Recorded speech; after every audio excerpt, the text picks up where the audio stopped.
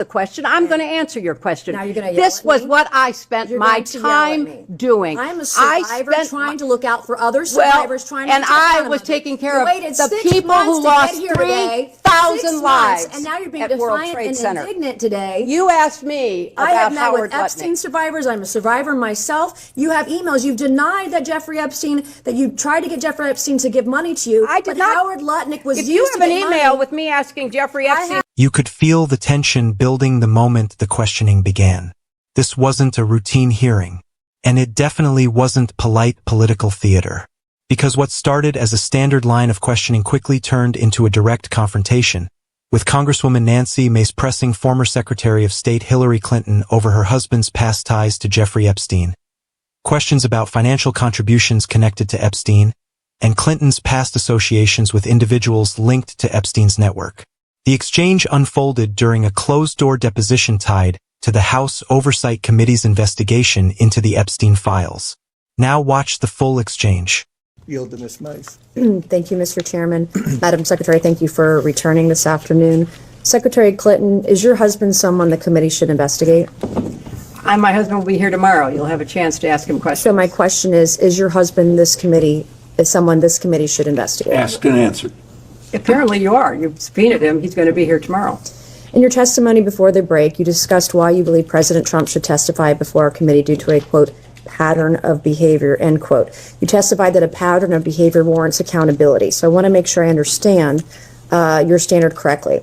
The pattern of behavior you describe includes being held civilly liable, indictments, sexually deviant behavior, correct? Yes. In 1998, your husband was found civilly liable for sexual misconduct with Paula Jones and settled for $850,000. Is that correct? Yes. By your standard of pattern of behavior, should your husband testify before this committee? He is testifying tomorrow. On December 19th, 1998, President Clinton was impeached on charges of perjury and obstruction of justice, which directly related to his extramarital affair with Monica Lewinsky. Is that correct? Yes. And your husband was impeached for perjury related to sexual behavior, correct? I didn't understand what you said. Your husband was impeached for perjury related to sexual behavior, his sexual behavior. He was impeached for several reasons, and then was acquitted in the Senate. And your husband flew on Jeffrey Epstein's plane 17 to 26 times, correct? He made several trips with different legs on the trip, as I recall. But he flew on Jeffrey Epstein's plane Yes, 17 to 26 times? Were you aware that Secret Service was dropped on some of those flights? That is not my understanding. Where they were not on some of those flights? That is not my So understanding. your understanding is that Secret Service was on all of the flights that President Clinton was on? That is with my Epstein? understanding. By this standard of behavior, multiple credible accusers, including Juanita Broderick, who alleged rape against your husband was disbarred in Arkansas, lost his law license before the Supreme Court, flew on Epstein's plane dozens of times, visited Epstein's island. That is not true. That is absolutely untrue. Well, there's documentation in the DOJ files. I'm not sure you're aware, your attorneys have told you, but Jeffrey Epstein told one of the victims to lie to investigators, to lie that Bill Clinton was ever on Epstein Island. I can provide that document to you. We would like that document, please. Okay. Yeah, counsel, I can do because that. actually the files say just the opposite. Epstein himself denied he was. These are FBI notes from an interview with a victim, and I can get you the victim number and the case number and the files. These are notes from a 302 interview. If you'd like those, are you going to provide those now? I don't. That's not my line of questioning. She brought it up, but I have a I'm document. sorry, I can get to you're you. making a representation Yeah. as to the facts. I didn't enter anything as an exhibit. But it's factually inaccurate. No, I can give it to you later. I can go find the document, make copies of it, and give it to you this afternoon. Thank you so much. Okay. By your standard of pattern of behavior, according to documents released by the Department of Justice, your husband appears in photos in swimming pools, hot tubs, aboard Jeffrey Epstein's private plane with unidentified young women. We came here today and told this committee that a pattern of behavior demands accountability, correct?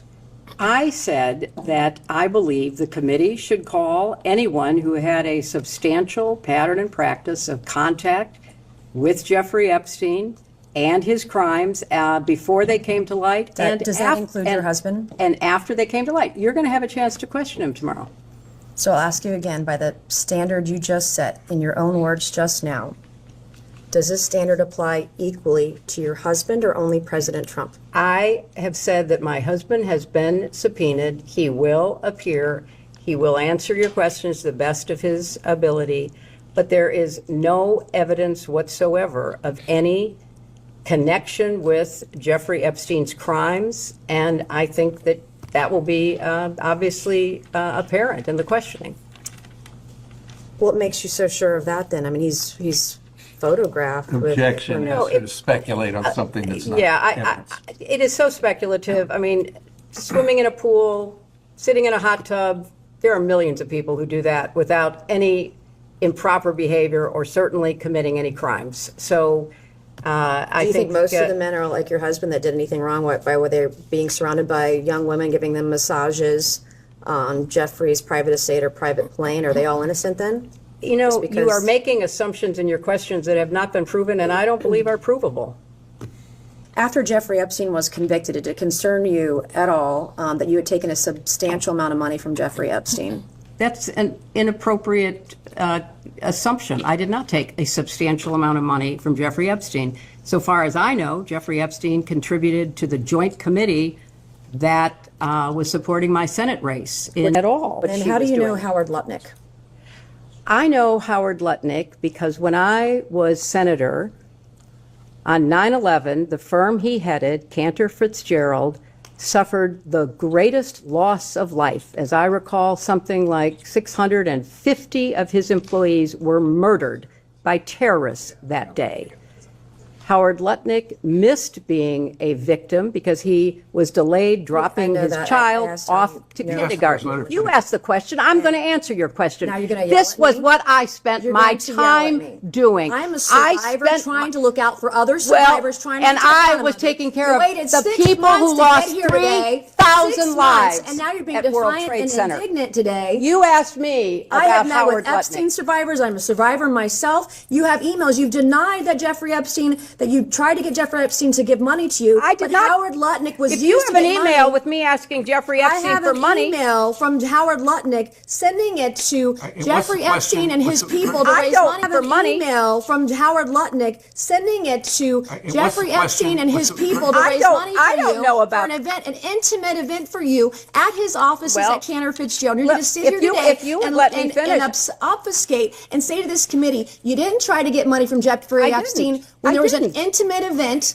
in an email that Howard Lutnick emailed to Epstein's people and Epstein to get him to come to your intimate event at Cantor Fitzgerald, a very small event. And so I'm not going to put it. You want to yell at me, that's fine, but I'll yell right back. Well- okay? The confrontation began when Mace pointed directly to Clinton's earlier testimony.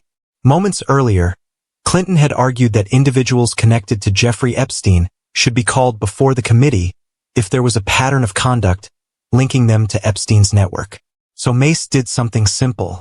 She applied that same standard to Bill Clinton. First, she walked through a series of documented events, referencing Bill Clinton's civil settlement in the Paula Jones case, his impeachment over perjury related to the Monica Lewinsky scandal, and then the question that has followed the Epstein investigation for years. Bill Clinton's flights on Jeffrey Epstein's private plane, sometimes referred to as the Lolita Express. According to flight logs, Clinton took multiple trips on Epstein's aircraft, sometimes involving multi-leg international travel. While Secretary Clinton acknowledged that those flights occurred, she emphasized that her husband would be appearing before the committee the next day to answer questions directly. But the deposition grew tense when Clinton's attorneys discovered that some committee members were allegedly violating the rules by sharing photos of Clinton testifying on social media, despite the hearing being conducted behind closed doors. Earlier, Clinton's legal team had requested that the testimony be made public, but the committee rejected that request, opting instead for a closed-door deposition away from the media and the American public. That disagreement quickly escalated. At one point, Secretary Clinton threatened to leave the hearing altogether, warning that the process itself was being mishandled. Now the question hanging over the room was simple. If the committee's standard is a pattern of behavior, does that standard apply equally, or only to certain people? With the dust settling, Clinton pushed back strongly. And that debate, about where accountability begins and speculation ends, continues to surround the Epstein investigation even today. Moments like these are exactly why hearings like this exist, to protect the public and hold powerful figures accountable. But what do you think? Was the committee truly unbiased in how it handled the witness? Let me know your thoughts in the comments below. And don't forget to like, subscribe, and turn on notifications so you don't miss moments like this.